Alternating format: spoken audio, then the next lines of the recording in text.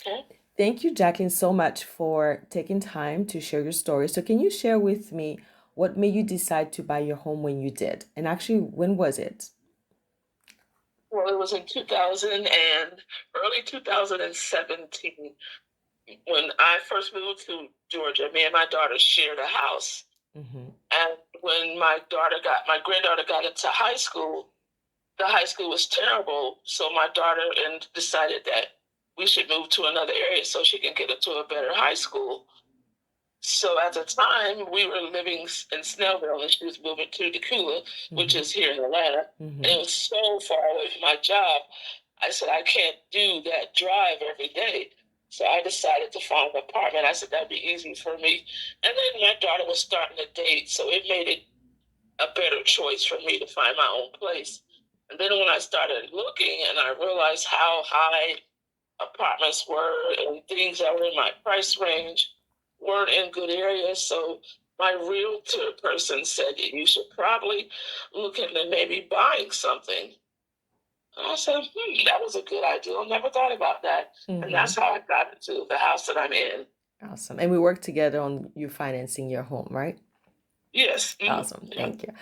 And after you moved in, you realized you wanted to do something more with the space. So, what inspired you to convert part of the home? Well, Which, I'm getting older and I'm ready. I'm retiring in another year.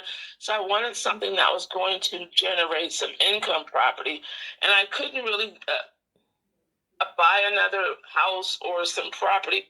And Mhm. so the area that I decided to use was the area that wasn't used in my house. And I said, well, that would make a good place to at least generate some income so I can live comfortably when I retire.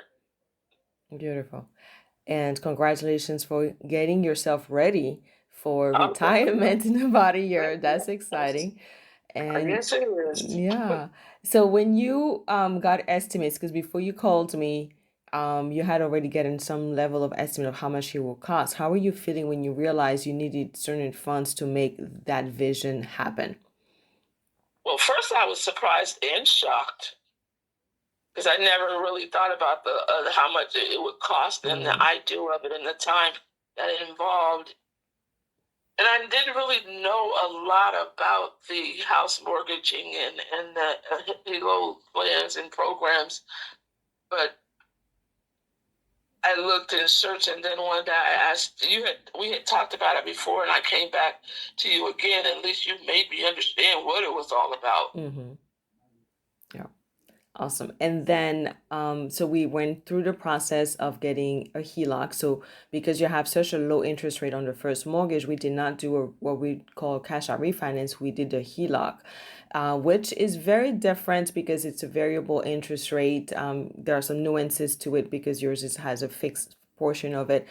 But what was your experience like working with me in getting the line of credit, the HELOC?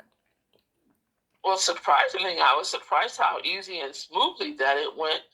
I mean, I wasn't happy with the price. I mean, the amount The that I got amount. because I did Hmm. want a little more, Right. but it worked out well. And let me just clarify on that part is because the line of credit is based on the value of your house, and a Mhm. percentage of that is allowed as a total loan. So we have to subtract what you currently owe.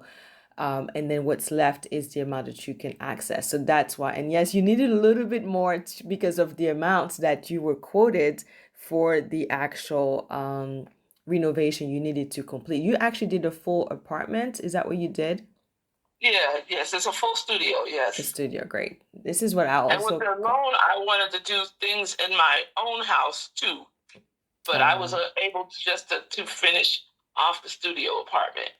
okay. So once you get it rented and you start paying your Oh line of yeah, credits, and you'll be able to save more money to go ahead and do that part for you before your right, retirement. right. Yeah. So now that the apartment is done and the tenant is moving in, I think you told me next month, how does it feel to have achieved that?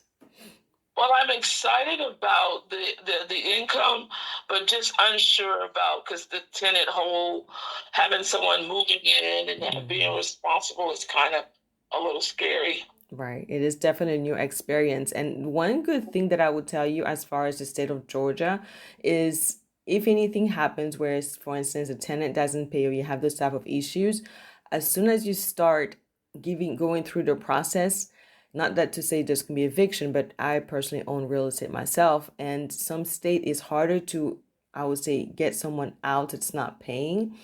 So at least you have that information that it is a landlord friendly state, so that's great.